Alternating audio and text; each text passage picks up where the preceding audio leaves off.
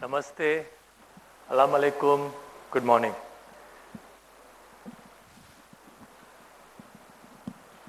This is the name of my new book, For God's Sake. What has that got to do with beyond conformity? So the topic of my speech today is, for God's sake, why it still makes so much sense to understand religion in our consumption-driven world. Let's go back. Okay? Let's go back. How was religion born? Man invented religion to explain things which he could not understand. Why does the sun rise? Why does the sun set? Why is there wind? Etc., etc. But around 100 years ago, sociologists predicted that with scientific thinking spreading, religion will go away. Man will have explanation for everything, and we will not need religion. So people like Max Weber, Nietzsche, and Karl Marx said, in a few years, in a few decades, there will be no religion in this world. But in fact, we see religion everywhere. I was driving down today, Swamiji told me this nice joke about how in Germany on the wall was written, "God is dead, Nietzsche." So when Nietzsche died, someone went and wrote, "Nietzsche is dead, God." Right? So God continues to live on. So when I started doing my research, I discovered something strange, that in a lot of Indian advertising, bindis and saris seems to have disappeared. And a columnist wrote that we have advertising widows in this country. But is it because women have stopped wearing bindis and saris? Why are advertisers dropping saris and bindis? And when the research, and I went through 40 years of advertising, I discovered that dropping of sari and bindi is really a symbol which advertisers want to give to consumers that they become modern. In reality, women, men, everyone in India are as religious as ever. And in fact, the biggest sign of growth of religion is the growth of festivals. All of you know that the Ganpati or the Sarvajanik Ganpati was invented by Lokmanya Balagangadhar Tilak to get communities together to celebrate in the name of Ganesha. But today this festival, this concept of Sarvajanik Ganpati is there across the country. Be it in Trivandrum, or be it in Bangalore, be it in Hyderabad, there is a Ganpati Mandal. In fact, the Durga Puja today has gone around the country. We have Durga Pandals in Mumbai, in Delhi, okay, which didn't exist 20 years ago. So festival is one sign of religion becoming a stronger force in our country. And what about weddings? In fact, Jawaharlal Nehru wrote in his book, Discovery of India, that religion is in a sense, a wedding is in a sense a religious function. Okay? So religions are becoming bigger and bigger. And did you know that among Christians, leap year is not seen as a good year to get married? Of course, Hindus have various months in which we don't think it's auspicious to get married. Muslims don't have such a categorization, though during Ramadan they don't get married. But if you see, weddings which used to be 1 day, 2 day affairs have become 5 day affairs.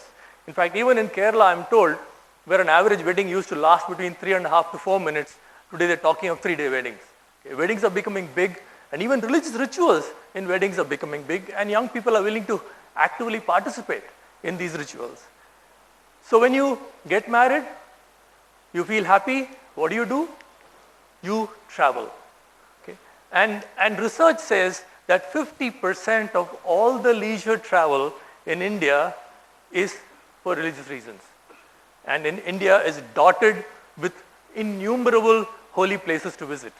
Holy places are very conveniently, besides rivers, beautiful rivers, and seesaw, they are on hills. And in fact, there's a wonderful book written by Professor Diana Eck of Harvard called India, A Sacred Geography. In that she talks about all the tirthas and the dhams, and I found it fascinating.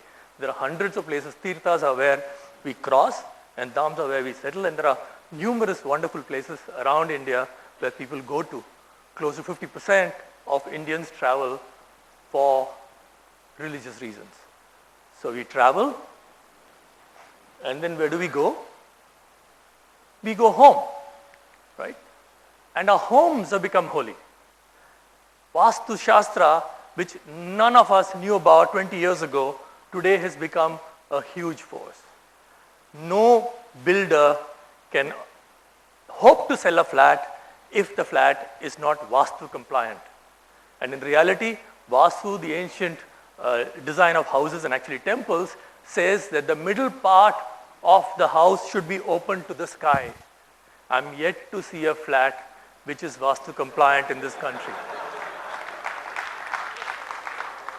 But there are numerous consultants who are making good money certifying this house is Vastu compliant, right? So we live in a very holy house, and what do? We switch on the holy TV. Religious programming has changed television in this country and more.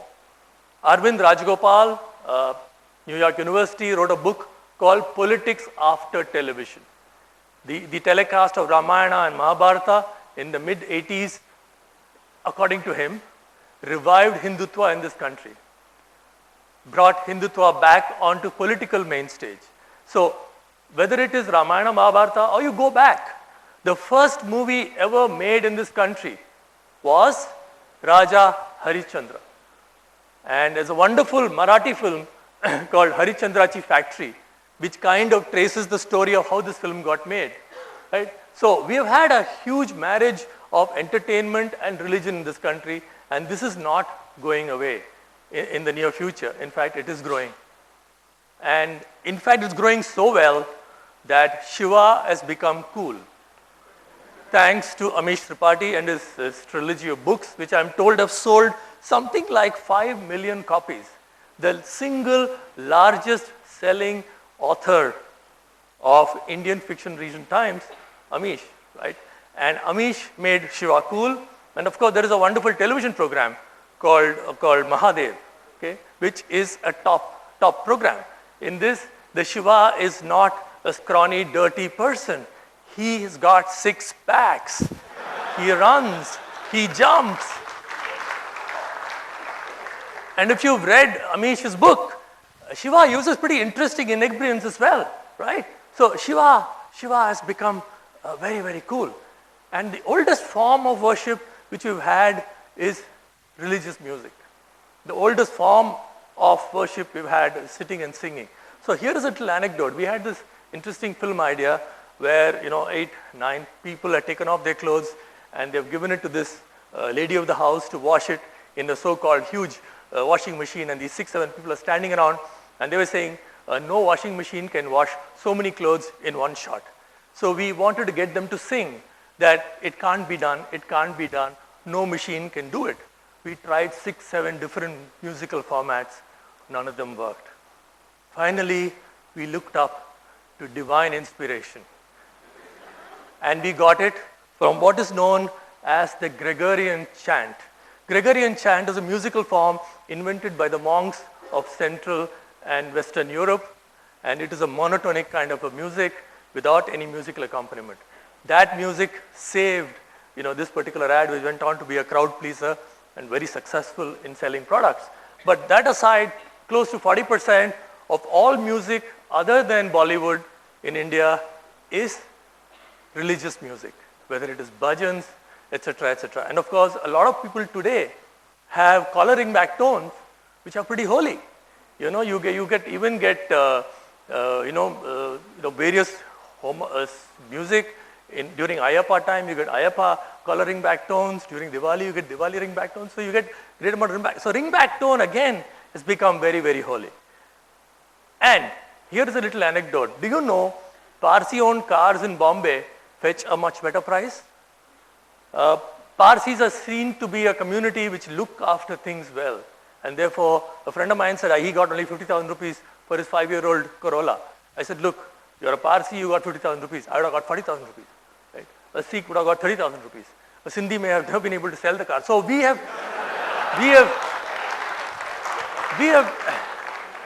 in our country, we have managed to typecast different communities and religions so crazily thanks to our television, thanks to our movies. And the puja. The puja boom is everywhere. The agarbatti business is worth more than 1,000 crores. So are other forms of business. I never knew that Rudraksh is advertised in full page in Times of India newspaper. Okay, and there are special Rudraksh sold for 1,000 rupees. Okay, no one could have thought of this, right? How do you, sell Rudraksh which is 1,000 rupees? Okay, so the way we do pray, and I'm told 90% of Indians claim to be praying every day. And what do they do? It may be a 5-minute prayer, be a 10-minute prayer, but they pray every day. And today, they've got a new way of doing this prayer, right? A new way of doing this prayer, sitting at home, but praying in different places, which is with technology. Now, if we go back and remember what Max Weber said, what Nietzsche said, they said technology, scientific thinking will, in a sense, make the importance of religion and God go away. Today we are finding that religion has embraced the internet and the internet has embraced religion. Today, sitting in your home, you can perform an arti in Siddhivinayak temple or in Venkateshwara, right? And there was a huge debate that who invented the internet, right? Al Gore said he invented it. Vint Cerf said someone else invented it. But Pope Francis has finally solved the mystery. He says God invented the internet. And it's interesting. He made the speech on the day celebrating the World Communication Day. And it's very interesting that he made this comment, that religion was invented to build a network of human beings, to help us behave better with each other. In a sense, internet is doing the same thing. And he says internet is not a connection of wires. It is a connection of people. Okay, and I think that's a profound thought coming from the Pope. And I think religion will continue to grow thanks to, forward-thinking, religious leaders like Pope Francis. Okay? And what else do we do with the internet as far as religion is concerned? We buy gifts, right? We buy expensive gifts. There are $1,000 Ganesha idols which are being sold. There is a Landro Krishna sold for several $100s, right? And there are a huge amount of religious figurines sold for absurd amount of money. But one brand read it wrong in India. They launched the Mahatma Gandhi pen. Unfortunately, they hit the wrong button. In India, luxury and God goes very well together because all our gods are covered in jewelry, right? They wear the finest of clothes, right? So we are quite okay accepting God in a luxury form, but when you start putting Gandhi in the luxury form, it didn't work. As a result, this product had to be withdrawn, and it apparently sold now only in Dubai. Okay? So, but then there is a huge market for God-themed luxury products in this country. I'm sure if they had instead launched a Ganesha pen at $500, $1,000, or maybe a super deluxe luxury pen priced at $5,000, I'm sure a lot of rich people would have bought it for their children so they can get good marks in their exams, right? How can you fail with a Saraswati Mont Blanc?